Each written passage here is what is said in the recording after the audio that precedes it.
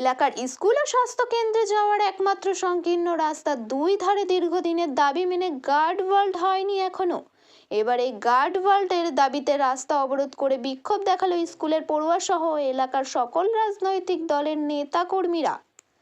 স্থানীয়রা জানিয়েছেন, বনগাঁ উত্তর কেন্দ্রে বিজেপি বিধায়ক অশোক কীর্তনীয় 7 লক্ষ টাকার অনুমোদন করেছিলেন। 1 বছর হয়ে গেলেও কোনো এক অজানা কারণে সেই টাকায় আজও কাজ হয়নি। বৃহস্পতিবার অবরোধের ঘটনাটি ঘটেছে গোপালনগর থানার বনগাঁ নহাটা সড়কে। অবরোধ চলার পর গোপালনগর থানার পুলিশের অধ্যক্ষতা অবরোধ হয়ে যায়। অভিযোগ, গোপালনগর গ্রাম পঞ্চায়েতের লিখিতভাবে জানানোর পরেও কোনো কাজ হয়নি। বাসিন্দারা জানিয়েছেন, স্কুল ও অঙ্গনওয়াড়ি কেন্দ্র রয়েছে। দৈনিক গর্ভবতী মা সহ কয়েকশো ছাত্রছাত্রী যাতায়াত করেন। রাস্তার দুই ধারে বড় বড় পুকুর রয়েছে। মধ্যখান থেকে সরু ঢালাই রাস্তা, গার্ড ওয়াল্ড না থাকায় প্রত্যেককে আতঙ্কের মধ্যে থাকতে হয়।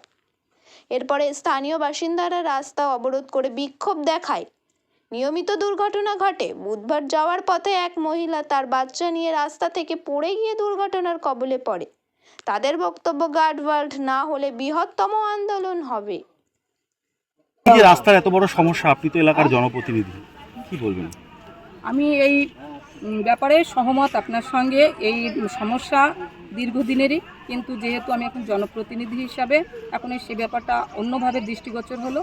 আমি আপনাদের সামনে গ্রামবাসীদের পক্ষ থেকে আমি স্কুলের ছাত্রছাত্রী এবং যে সমস্ত গর্ভবতী মায়েরা এখানে আসে সবার সপক্ষ হয়েই আমি আমার পঞ্চায়েত, বিডিও এবং উদ্যোগ প্রশাসনের সঙ্গে আমি অবশ্যই এই ব্যাপারে কথা বলব, যাতে দ্রুত এই গার্ডওয়ালটা হয় এবং মানুষের এই বিপদ যাতে আর দ্বিতীয়বার না হয় সেটা দেখবেন, সেটা আমি কথা বলবো। কেন রাস্তা অবরোধ করেছেন? আজকে আমরা অবরোধ করেছি। আমরা দীর্ঘদিনের আমাদের দাবি ছিল এই কেন্দ্রে একটা গার্ডওয়াল করতে হবে, যেহেতু আমাদের এখানে প্রাইমারি স্কুল, ছোট বাচ্চাদের ছাত্র স্কুল আছে, তারপরে জুনিয়র হাই স্কুল আছে, এখানে স্বাস্থ্য কেন্দ্র আছে। এখান দিয়ে যে রাস্তার পরিস্থিতি, দুপাশে পুকুর, এখানে যে কোনো সময় অ্যাক্সিডেন্ট ঘটতে পারে। তা আমরা বিডিও সাহেবকে জানিয়েছি 31/5/2023 সালে এবং এমএলএ কে জানিয়েছি। জানানোর পরে আমাদের বনগাঁ উত্তরের এমএলএ অশোক কীর্তনীয় আমাদের 7 লক্ষ টাকা আমাদের গার্ডওয়াল করার জন্য দিয়েছিল। দেওয়ার পরে এখানে যে কোনো কারণবশত কিন্তু এখানে সে গার্ডওয়াল আমাদের হয়নি এবং আমরা চাইছি যে গার্ডওয়াল আমাদের করতে হবে।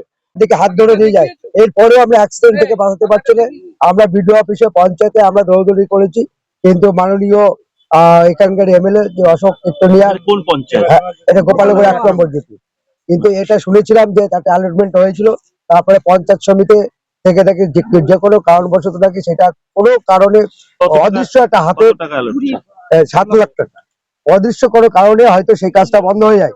তারপরে এখানে শাসক দল যারা আছে, আমি নিজে ব্যক্তিগতভাবে সেখানে তাদের সাথে কথা বলেছি যে এটা ইমিডিয়েট যদি না করায় বড় একটা অ্যাক্সিডেন্ট হতে পারে। যেহেতু এখানে মানে একটা প্রাইমারি স্কুল আছে, রামচন্দ্র প্রাথমিক বিদ্যালয়, এখানে রামচন্দ্রপুর এমএসকে, এখানে একটা স্বাস্থ্য কেন্দ্র আছে, এখানে একটা অঙ্গনওয়াড়ি সেন্টার আছে। সুতরাং এদের দিকে তাকিয়ে একটা অবিলম্বে করা দরকার।